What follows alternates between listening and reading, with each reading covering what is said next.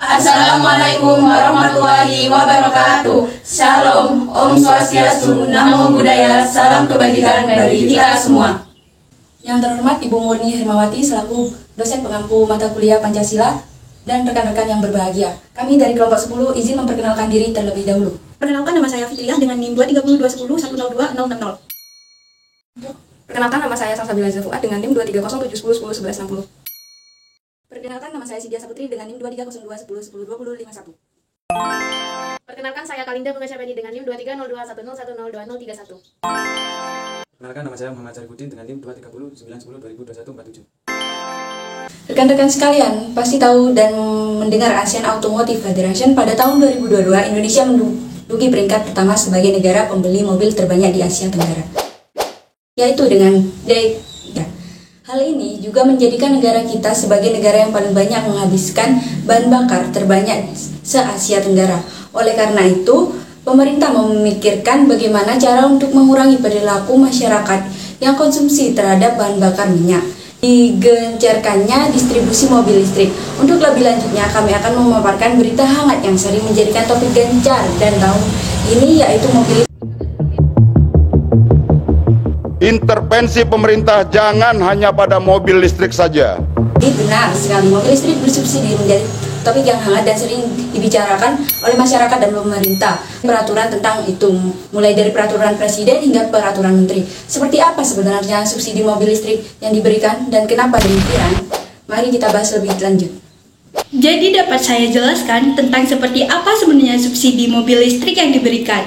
Dalam kacamata ekonomi makro, Indonesia berkepentingan memacu lebih kencang lagi laju pertumbuhan ekonomi agar mencapai 6-7% per tahun. Indonesia perlu lepas dari rata-rata pertumbuhan ekonomi 4-5% yang mendera selama satu dekade terakhir agar mewujudkan cita-cita Indonesia menjadi negara yang maju pada tahun 2045.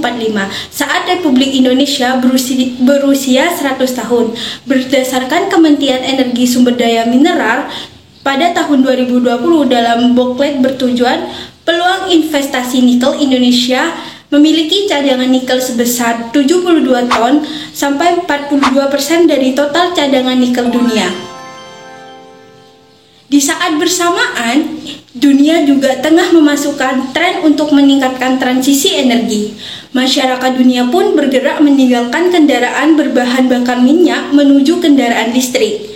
Berbagai aktivitas yang menggunakan energi fosil yang tidak terbarukan mulai ditinggalkan, salah satunya adalah aspek transportasi. Melihat kekayaan mineral Indonesia yang diberikan dengan tren dunia menuju kendaraan listrik itu, peluang Indonesia untuk bisa terlibat dalam rantai pasok global membesar.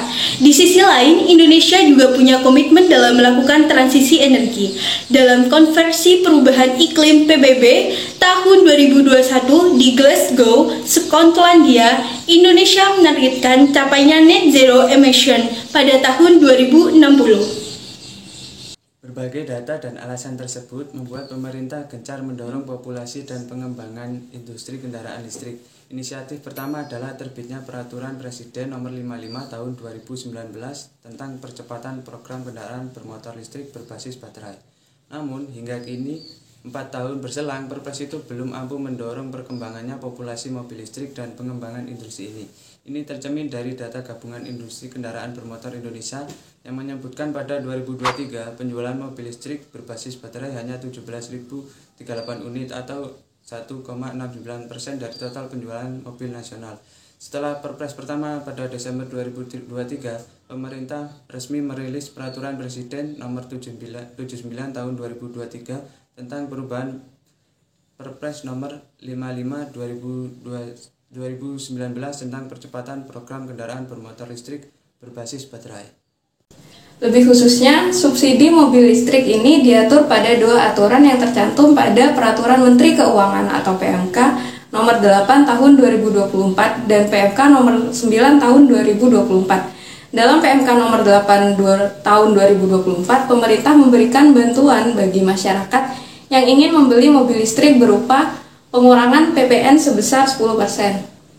Lalu pada PMK Nomor 9 Tahun 2024 mengatur tentang pajak penjualan atas barang mewah atas impor dan atau penyerahan barang kena pajak yang tergolong mewah berupa kendaraan bermotor listrik berbasis baterai roda 4 tertentu yang ditanggung pemerintah tahun anggaran 2024. Nah, salah satu implementasi dari dua aturan ini adalah subsidi untuk dua merek mobil listrik yaitu Hyundai Ioniq 5 dengan diskon penurunan harga 70-80 juta dan Wuling REV dengan diskon 25 juta hingga 35 juta. Selain itu, pemerintah juga mendorong pelaku mobil listrik untuk merakit di Indonesia agar membuat unsur TKDN memenuhi, sehingga harga mobil bisa lebih terjangkau dan berbagai model bisa diproduksi di dalam negeri. Dengan demikian, harapannya tak sekadar harga mobil bakal turun, tetapi juga ada serapan tenaga kerja dan ahli teknologi dari praktik perakitan mobil ini. Walaupun demikian, subsidi kendaraan listrik ini juga sama halnya dengan menyubsidi orang kaya. Pemilik mobil listrik ini pasti hampir semuanya adalah konsumen menengah ke atas yang sudah punya mobil bensin sebelumnya. Ada pula sebagian pihak yang beranggapan sebaiknya subsidi ini diarahkan untuk pembangunan transportasi umum berbasis listrik karena lebih bisa dinikmati publik ketimbang menyubsidi orang kaya yang ingin beralih dari mobil bensin. Apalagi di kota-kota luar Jabodetabek, transportasi publiknya masih minim. Nah, bagaimana solusinya? Pemberian insentif kendaraan listrik sebaiknya lebih tepat diberikan pada perusahaan angkutan umum. Di samping akan mendorong pengembangan industri kendaraan listrik, juga dapat memperbaiki pelayanan angkutan umum dengan sarana transportasi yang lebih ramah lingkungan, sekaligus mengurangi kemacetan. Sekian dari kami, kurang lebihnya mohon maaf. Wassalamualaikum warahmatullahi wabarakatuh.